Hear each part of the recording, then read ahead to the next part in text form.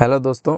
आज इस वीडियो में हम लोग देखेंगे जो बीएसएफ के द्वारा जो रिक्रूटमेंट निकाला गया है, जिसका कि 9 जून से फॉर्म फिलअप शुरू हुआ है और 8 जुलाई तक इसका लास्ट डेट है फॉर्म फिलअप का। जैसे कि असिस्टेंट सब इंस्पेक्टर और फिर हेड कांस्टेबल और फिर सेंट्रल आर्म मतलब सीएपीएफ में वारंट ऑफिसर, पर्सनल असिस्टेंट, फिर हवलदार क्लर्क के रूप में असम राइफल में। और ये सब पोस्ट पे जो है से आपका जो रिक्रूटमेंट निकाला गया, इसका फिजिकल स्टैंडर्ड क्या होता है, मतलब फिजिकल में क्या क्या होता है। ठीक है, बीएसएफ के जो इस एग्जाम होता है उसमें फिजिकल में क्या क्या होता है, इसके बारे में हम लोग पूरे डिटेल तरीके से बात करेंगे। और पूरा इसमें इंफॉर्मेशन मैं आपको इस वीडियो में बताऊंगा। फिजिकल में क्या क्या आपको, कितना चेस्ट होना चाहिए, कितना दौड़ वगैरह होगा और क्या क्या आपको प्रिपरेशंस रखनी चाहिए, उसके बारे में इस वीडियो में हम बात करेंगे। ठीक है, सबसे पहले हम लोग नोटिफिकेशन के पेज नंबर 10 में आ जाएंगे। इसमें स्कीम ऑफ एग्जामिनेशन में दिया हुआ है, the examination will consist of physical standard test जो कि पीएसटी होता है, और फिजिकल एफिशिएंसी टेस्ट जो कि पीईटी होता है। ठीक है, और उसके बाद सीबीटी कंप्यूटर बेस्ड टेस्ट होता है जो कि एग्जाम होता है, फिर स्किल टेस्ट और डॉक्यूमेंट वेरिफिकेशन और फिर मेडिकल होता है। ठीक है, तो ये 3 फेज में आपका एग्जाम होता है। देखिए, फर्स्ट फेज में आपका physical standard test PST and PET लिया जाता है। ठीक है, यहाँ पे देखिए। और सेकेंड फेज में सीबीटी एग्जाम लिया जाता है और फिर स्किल टेस्ट, डॉक्यूमेंट वेरिफिकेशन और मेडिकल वगैरह थर्ड फेज में होता है। ठीक है, तो यहाँ पे मेनली हम लोग फर्स्ट फेज की बात करेंगे जिसमें पीएसटी और पीईटी होता है। ठीक है, तो देखिए फर्स्ट फेज में यहाँ पे पीएसटी और पीईटी दिया हुआ है। पीएसटी में देखेंगे हम लोग कैटेगरी ऑफ कैंडिडेट्स दिया हुआ है और हाइट और चेस्ट वगैरह के बारे में यहाँ पे बताया गया है। जैसे जो मेल कैंडिडेट्स है, ठीक है, जो जनरल मेल कैंडिडेट्स हैं, जो मतलब जो सेकेंड और थर्ड कैटेगरी में बिलोंग नहीं करते। सेकेंड कैटेगरी में कौन है, सबसे पहले देख लीजिए।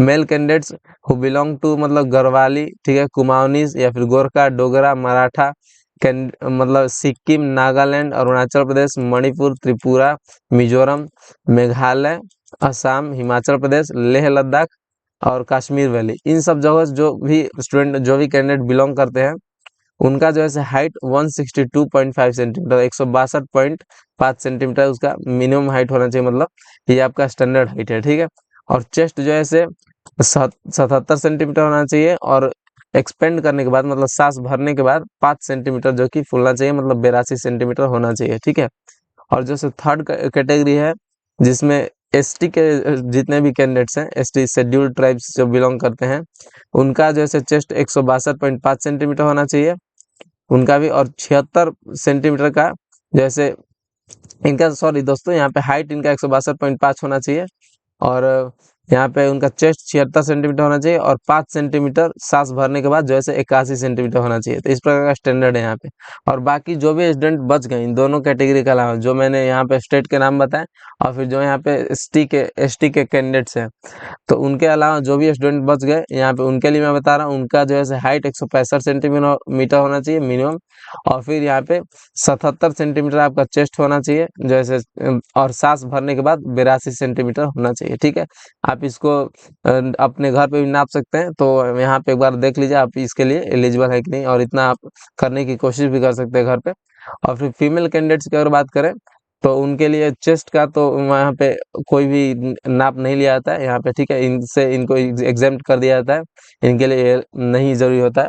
और फिर फीमेल कैंडिडेट्स की जो गढ़वाली हैं, कुमाऊनीज है, गोरखा है, डोगरा है, मराठा है, या फिर जो सिक्किम, नागालैंड, अरुणाचल प्रदेश, मणिपुर, त्रिपुरा, मिजोरम, मेघालय, असम, हिमाचल प्रदेश, लेह लद्दाख या फिर कश्मीर वैली, इन सब जगह से जो बिलोंग करते हैं, उनका मिनिमम हाइट जो है 150 सेंटीमीटर होना चाहिए फीमेल का। ठीक है, फीमेल कैंडिडेट्स का 150 सेंटीमीटर होना चाहिए।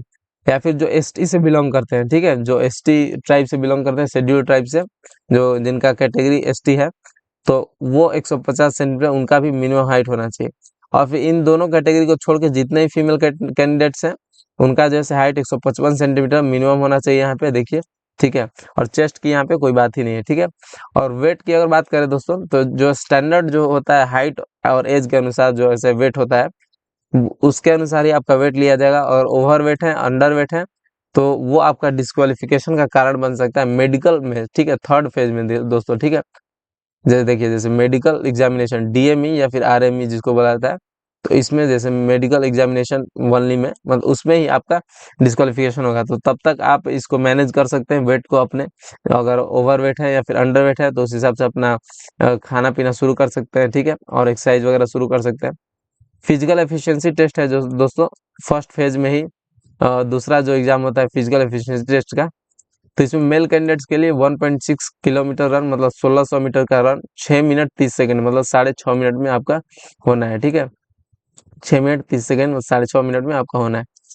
फीमेल कैंडिडेट्स के लिए यहाँ पे 800 मीटर का रन होता है, जो कि आधा रन है, डायरेक्ट 1600 मीटर का आधा।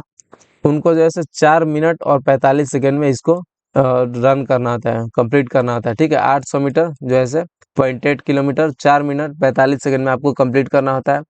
और यहाँ पे देखिए लिखा हुआ है chest measurement for female candidates will not be taken. Female candidates का चेस्ट मेजरमेंट नहीं लिया जाएगा, तो वो मैंने आपको पहले ही बता रखा है।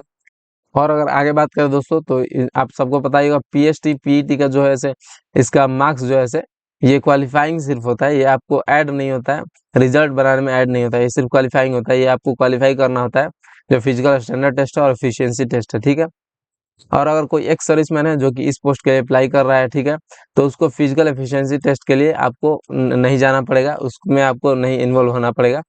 सिर्फ आपको फिजिकल स्टैंडर्ड टेस्ट, जो कि मैंने स्टैंडर्ड एक बताया, बॉडी का हर एक चीज जो है वो होना चाहिए, जैसे हाइट वगैरह चेस्ट वगैरह ये चीज होना चाहिए आपका। ठीक है, देखिए फिर एक सर्विसमैन बस केवल physical standard prescribed here in, उनको ही आपको इसको स्टैंडर्ड को फुलफिल करना होगा। और फिर आगे जो आपका सीबीटी और स्किल टेस्ट और मेडिकल स्टैंडर्ड का एग्जाम होगा, उसमें आपको बस पास करना होगा। ठीक है, जो एक सर्विसमैन लोग हैं। इस प्रकार से दोस्तों पूरा आपका फिजिकल होता है, जो फिजिकल का पीएसटी और पीईटी पैटर्न होता है, इसका पूरा एग्जामिनेशन इस प्रकार से लिया जाता है। और भी अगर आपको कोई दिक्कत हो, अगर आपको कुछ डाउट हो, तो हमें कमेंट सेक्शन में जरूर कमेंट करें, और वहां पे हम लोग जल्द से जल्द देने की कोशिश करते हैं। एंड सब्सक्राइब आवर चैनल दोस्तों। Thank you.